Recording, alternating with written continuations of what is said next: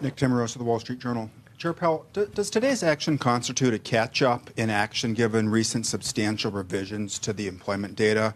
Or is this larger than typical rate cut a function of the elevated nominal level of the policy rate such that an accelerated cadence could be expected to continue? Okay. Multiple questions there. But so I would say we don't think we're behind. We do not think we're behind. We think this is timely.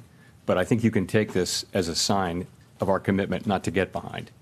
So it's a strong move. Sorry, your other question was? Well, is this about what happened in the employment data between this meeting and the last meeting, or is this about the level of the funds rate, the high nominal level of the funds rate relative to what might be expected if you're trying to maintain equilibrium? So I think it's about, we come into this with a policy position that was put in place, as you know, I mentioned in July of 2023, which was a time of high inflation and very low unemployment.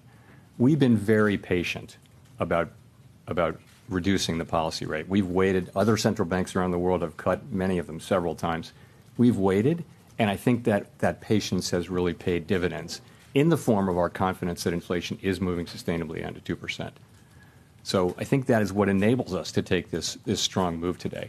I do not think that anyone should look at this and say, oh, this is the new pace.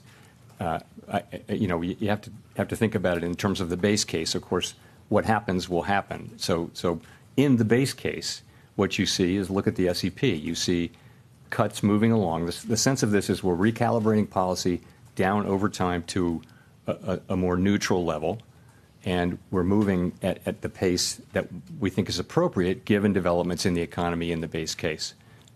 The economy can develop in a way that would cause us to go faster or slower, but that's what the base case says. And if I could follow up on the balance sheet. In 2019, when you did the mid-cycle adjustment, you ceased the balance sheet runoff. With a larger cut today, should there be any signal inferred about how the committee would approach end state on the balance sheet policy? So in the current situation, reserves have really been stable. They haven't come down. So reserves are still abundant and expected to remain so for some time.